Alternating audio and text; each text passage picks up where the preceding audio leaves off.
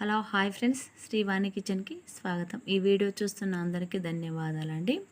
వర్షం పడుతుంది కదా, ఎప్పుడు పకోడైనా ఈరోజు అయితే బ్రెడ్తో ఇలా స్వీట్ చేస్తున్నాను. చాలా బాగుంటుంది కూడా. గులాబ్ జామ్ పౌడర్ లేకున్నా ఇలా బ్రెడ్తో చేసి చూడండి. చాలా టేస్టీగా కూడా ఉంటుంది, సాఫ్ట్గా వస్తాయి, పగలకుండా చాలా బాగుంటుంది. ముందుగా ఒక బ్రెడ్ ప్యాకెట్ అయితే తీసుకొని దానికి ఇలా సైడ్స్ కట్ చేసుకుంటున్నాను. సైడ్స్ అన్నీ కట్ చేసుకొని పక్కన పెట్టుకోవాలి. తర్వాత కట్ చేసిన మధ్యది పార్ట్ తీసుకొని ఇలా గిన్నెలో పెట్టుకొని వాటిని చిన్న చిన్న ముక్కలుగా చేసుకోవాలండి. ఇలా అన్ని ముక్కలు చేసుకున్న తర్వాత దీనిని పాలతో కలిపి ముద్దలా పిసుకోవాలి. పాలు వేస్తే సరిపోతుందండి, సాఫ్ట్గా ముద్ద అయిపోతుంది. ఇలా ప్రెస్ చేస్తూ కలిపితే ఇలా గోధుమ పిండిలా వస్తుంది.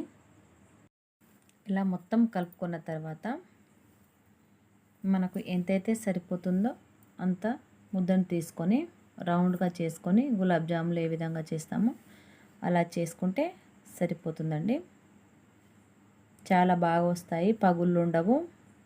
ఇలా బ్రెడ్తో చేస్తే తేలిగ్గా ఉంటుందండి. మీరు కూడా ఇలా ట్రై చేయండి. బాగుంటే ఒక చిన్న కామెంట్ చేయండి.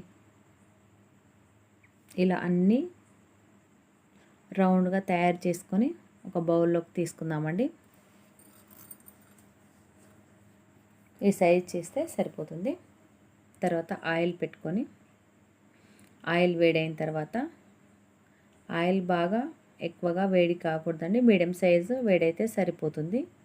ఎక్కువ వేడైతే వెంటనే మాడిపోతాయండి లోపల ఉడకకుండా.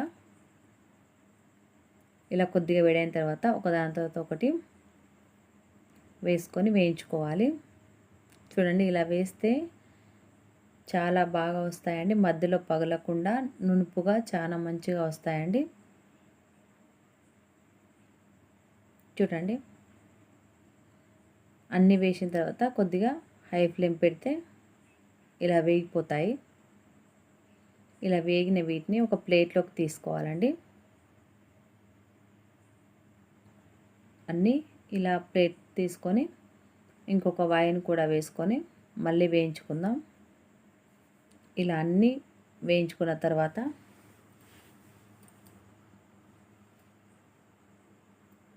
చూడండి, అన్నీ పక్కన పెట్టుకుందాం.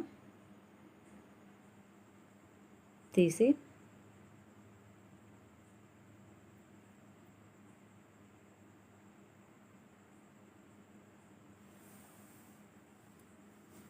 ఎంత రౌండ్గా ఉన్నాయో చూడండి, బాల్స్లా వచ్చాయి. ఎక్కడ ఏ పగులు లేకుండా ఉన్నాయి. ఇలా అన్నింటినీ తీసుకొని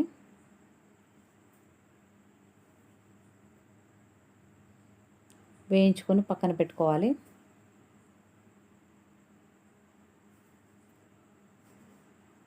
తర్వాత మరొక గిన్నెను తీసుకొని దాంట్లోకి మీకు సరిపడినైతే ఎంతైతే స్వీట్ కావాలని అనుకుంటారో అంత స్వీట్ వేసుకోవాలి. నేను ఇక్కడ 3 కప్పుల చక్కెర అయితే వేసుకున్నాను.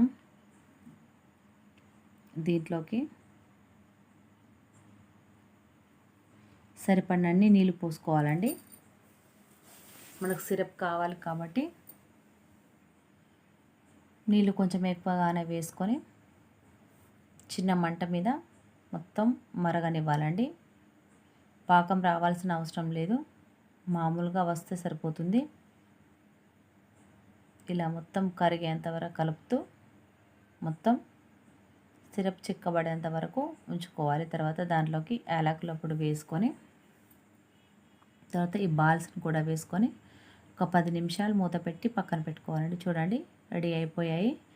ఇలా 10 నిమిషాల తర్వాత ఎలా ఉబ్బాయో చూడండి.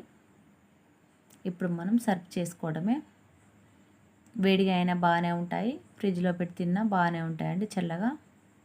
ఈ బ్రెడ్ గులాబ్ జామ్ను ఒకసారి చేసి చూడండి, మళ్ళీ మళ్ళీ చేసుకొని తింటారు. చాలా బాగుంటాయి కూడా. ఇంట్లో బ్రెడ్ ఉంటుంది కాబట్టి ఈజీగా చేసుకోవచ్చు. మీకు కానీ నచ్చినట్టయితే లైక్ చేయండి, షేర్ చేయండి, సబ్స్క్రైబ్ చేయండి.